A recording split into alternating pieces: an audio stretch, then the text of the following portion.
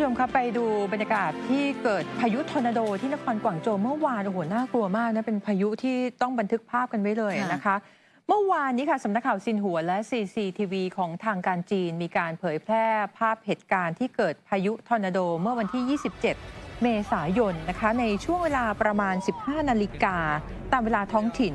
พายุทอร์นาโดพัดถล่มที่เขตป่ายหยุนในนครกวางโจวส่งผลกระทบครอบคลุมไปถึง 4 หมู่บ้านรวมระยะทางประมาณ 1 กิโลเมตรนะคะโอ้โหดูภาพนี่นะโอ้โหน่ากลัวมากนะแล้วสถานีอุตุนิยมวิทยาที่อยู่ห่างจากจุดเกิดพายุทอร์นาโดประมาณ 2.8 กิโลเมตรตรวจวัดความเคลื่อนที่เร็ว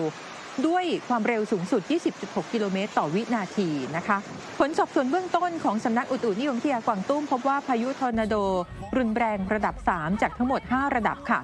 การกู้ภัยพื้นฐานเสร็จสิ้นลงเมื่อเวลา 22 นาฬิกาของเมื่อวานสรุปยอดผู้เสียชีวิต 5 รายได้รับบาดเจ็บ 33 คนมีอาคารโรงงาน 141 แห่งที่เสียหายแต่ว่าไม่มีบ้านเรือนประชาชนพังถล่มโลกออนไลน์ก็มีการแชร์คลิปนาทีที่พายุทอร์นาโดถล่มคือท้องฟ้าเนี่ยไม่น่าเชื่อว่านี่คือตอนบ่ายนะคะมันมืดครึ้มแล้วก็พายุลมแรงหอบซากปรักหักพังปลิวว่อนตลอดทางแล้วก็จะเห็นลูกไฟจากสายเคเบิลหรือเสาสัญญาณระเบิดกระจายอยู่เป็นระยะพายุทอร์นาโดเป็นอีกภัยธรรมชาติที่เกิดขึ้นในมณฑลกวางตุ้งศูนย์กลางของอุตสาหกรรมการผลิตของจีนค่ะหลังจากเผชิญกับฝนตกหนักติดต่อกันหลายวันจนเกิดน้ำท่วมเป็นบริเวณกว้างมีการอพยพประชาชนหนีน้ำกว่า 110,000 คนทางกรมอุตุนิยมวิทยาของจีนเตือนเลยนะคะว่าพายุลมแรงและฝนตกหนักจะยังต่อเนื่องจนถึงสิ้นเดือนนี้ค่ะเหมือนหนังมากใช่หนังสยองขวัญที่เราเคยดูอย่างนั้นเลยหนังแบบภัยพิบัติต่างๆแต่นี่คือเหตุการณ์ที่เกิดขึ้นจริงนี่นะคะโอ้โห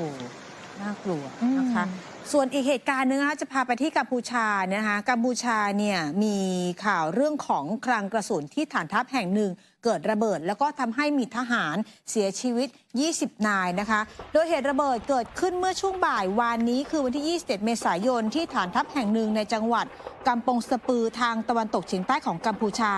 ทำให้มีทหารเสียชีวิต 20 นายและบาดเจ็บอีกจำนวนหนึ่งค่ะขณะที่นายกรัฐมนตรีฮุนมาเน็ตของกัมพูชาโพสต์แถลงการบน Facebook ว่ารู้สึกตกใจกับเหตุการณ์ที่เกิ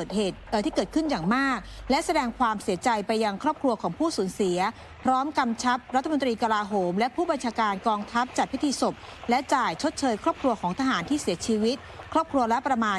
740,000 บาทส่วนทหารที่บาดเจ็บจะได้รับชดเชย 185,000 บาท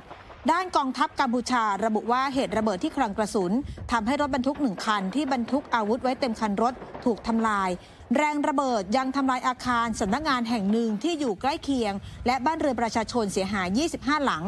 แต่ทั้งนี้แถลงการของผู้นำกัมพูชาและกองทัพไม่ได้ระบุว่าสาเหตุของการเกิดระเบิดเกิดจากอะไรค่ะขณะที่คิริโพสต์สื่อออนไลน์ของกัมพูชาอ้างคำบอกเล่าของชาวบ้านที่อยู่ใกล้ที่เกิดเหตุว่าเหตุระเบิดตูมใหญ่ครั้งแรกเกิดขึ้นเวลา 14:30 นาทีตามมาด้วยระเบิดย่อยๆอย่างต่อเนื่องอีกประมาณ1 ชั่วโมงแรงระเบิดรุนแรงมากจนทำให้หน้าต่างโรงงานแห่งหนึ่งที่อยู่ห่างออกไป5 กิโลเมตรแตกกระจายคนงานต้องอพยพกันอย่างเร่งด่วนขณะที่ภาพที่สื่อออนไลน์นะคะเขาก็มีการแสดงให้เห็นถึงอาคาร1 ชั้นหลังหนึ่งที่ถูกทำลายยังมีควันไฟคุกรุ่นชาวบ้านในหมู่บ้านใกล้เคียงยังได้แชร์ภาพเศษกระจกหน้าต่างแตกกระจายลงกลางบ้านแล้วก็มีภาพชาวบ้านรวมถึงเด็กเล็กได้รับบาดเจ็บจากบาดแผลซึ่งกำลังรักษาในโรงพยาบาลค่ะอันนี้ก็ยังไม่ได้มีการระบุนะคะว่าสาเหตุของการระเบิดเกิดจากอะไรค่ะไปดูสถานการณ์ที่ตะวันออกกลางล่าสุดกลุ่มฮามาสนั้นมีการเผยแพร่คลิปตัวประกัน2 คนเพื่อยืนยันว่ายังมีชีวิตอยู่นะคะนี่ก็ถือเป็นการกดดันอิสราเอลอีกช่องทางหนึ่งเพื่อที่จะให้มีการเจรจาหยุดยิง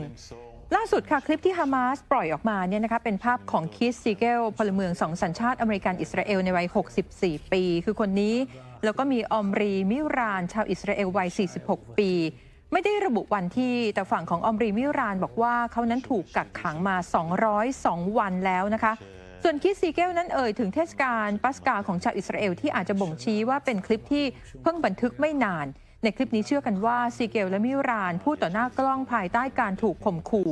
เช่นเดียวกับตัวประกันคนก่อนๆที่รัฐบาลอิสราเอลบอกว่านี่เป็นสงครามทางจิตวิทยาของกลุ่มฮามาสมิรานบอกว่าสถานการณ์ที่นี่เลวร้ายลำบากและมีระเบิดอยู่ตลอดเวลานี่ถึงเวลาที่ต้องบรรลุข้อตกลงเพื่อนำพวกเขาออกไปจากที่นี่อย่างปลอดภัยค่ะ ขณะที่ตัวของซีเกลพูดคล้ายกันว่าพวกเขานั้นตกอยู่ในอันตรายมีแต่ระเบิดและมีความเครียดความหวาดกลัวก่อนซบหน้าร่ำไห้กับท่อนแขนวิดีโอปิดท้ายด้วยข้อความจากฮามาสถึงชาวอิสราเอลนะคะว่าซีเกลถูกลักพาตัวไปพร้อมกับอาวีวาภรรยาขณะที่ฮามาสบุกโจมตีทางตอนใต้ของอิสราเอลเมื่อวันที่ 7 ตุลาคมปีก่อนแต่ตัวภรรยาของเขานั้นได้รับการปล่อยตัวออกมาเมื่อเดือนพฤศจิกายนผ่านทางข้อตกลงพักรบชั่วคราวครอบครัวของตัวประกันออกแถลงการเลยค่ะว่าพอเห็นคลิปแล้วเนี่ยตอกย้ำว่ารัฐบาลจะต้องรีบบรรลุข้อตกลงให้เร็วที่สุดเพื่อนำตัวทุกคนกลับบ้าน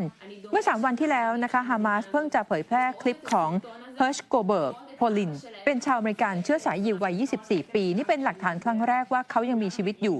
ส่วนการปล่อยคลิปตัวประกันคลิปที่ 2 มีขึ้นในช่วงที่ฮามาสระบุว่ากำลังศึกษาข้อเสนอล่าสุดของอิสราเอลหลังจากที่อียิปต์ส่งคณะผู้แทนไปกรุงเทลอาวีฟนะคะเพื่อเริ่มไกล่เกลี่ยและฟื้นการเจรจาที่ชะงักงันไปก่อนนี้ฮามาสเองปฏิเสธข้อเสนอหยุดยิง6 สัปดาห์แลกกับการปล่อยตัวประกันที่เหลือ40 คนแต่เขาต้องการให้ยุติสงครามแบบถาวรไปเลยคือให้อิสราเอลถอนทหารจากกาซาและให้ชาวปาเลสไตน์ที่หนีภัยสงครามสามารถกลับเข้าบ้านอย่างไม่มีข้อจำกัดมีรายงานว่าในข้อเสนอล่าสุดนะคะ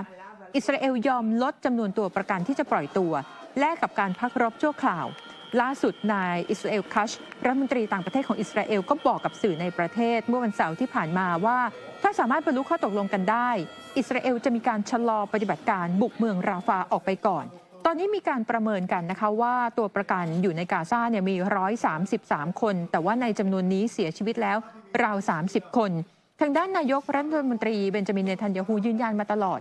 ว่าปฏิบัติการทางทหารในเมืองราฟาจะเกิดขึ้นเร็ววันแม้ว่านานาชาติจะพยายามท้วงติ่งอิสราเอลเชื่อว่าเมืองราฟาเป็นสถานที่ที่แกนนำฮามาสกบดานและคุมขังตัวประกันส่วนใหญ่ค่ะแต่ก็เป็นเมืองที่ชาวปาเลสไตน์กว่าล้านคนในกาซาก็หลั่งไหลหนีเข้าไปพักพิงหลังจากมีการถล่มของอิสราเอล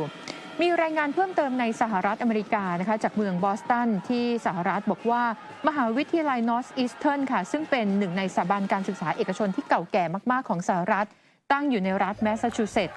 รายงานการให้ตำรวจเข้ามากระชับพื้นที่แล้วนะคะเนื่องจากว่ามีกลุ่มบุคคลปักหลักชุมนุมต่อต้านอิสราเอลแล้วก็สนับสนุนปาเลสไตน์โดยมีการจับกลุ่มผู้ประท้วงราว100 คนทีนี้ตอนที่ตำรวจจับผู้ประท้วงอย่างน้อย69 คนในฐานบุกรุกและตั้งค่ายพักแรมโดยไม่ได้รับอนุญาตนะคะภายในมหาวิทยาลัยอีกแห่งหนึ่งคือแอริโซนาสเตทที่เมืองเทมเปิลรัฐแอริโซนาโดยมหาวิทยาลัยนี้ออกแถลงการว่าผู้ประท้วงส่วนใหญ่ไม่ใช่นักศึกษาไม่ใช่คณาจารย์นะคะจึงขอให้ยุติการชุมนุมส่วนบรรยากาศที่มหาวิทยาลัยโคลัมเบียในนิวยอร์กก็สงบขึ้นมากหลังจากที่มีการจับกุมผู้ประท้วงไปกว่า100 คนเมื่อสัปดาห์ก่อนทางด้านนายแอนโทนี บลิงเคนรัฐมนตรีต่างประเทศสหรัฐได้พูดถึงการประท้วงที่จุดยืนคือสนับสนุนปาเลสไตน์ที่เกิดขึ้นตามมหาวิทยาลัยชั้นนำทั่วประเทศบอกว่านี่เป็นเสรีภาพของการแสดงออกตามหลักประชาธิปไตยแต่บลิงเคนก็วิจารณ์การที่ผู้ประท้วงไม่กล่าวถึงกลุ่มฮามาสทั้งที่การกระทำอีกฝ่ายนั้นเป็นชนวนเหตุในการเกิดสงครามแล้วก็ยืดเยื้อมาจนถึงปัจจุบันขณะที่นายกเบนจามินเนทันยาฮูของอิสราเอลก็ออกมาประณามนะคะบอกว่าการประท้วงตามมหาวิทยาลัยต่างๆเนี่ยมันเลวร้ายมากที่สถาบันการศึกษาพร้อมใจกันจุดกระแสในเชิงลบให้มีการทำร้ายอิสราเอลค่ะมาร่วมสนับสนุนท็อปนิวส์นำเสนอความจริงได้แล้ววันนี้เพียงกดปุ่ม Super Thanks แล้วเลือกจำนวนเงินตามที่ต้องการได้เลยครับขอบคุณครับ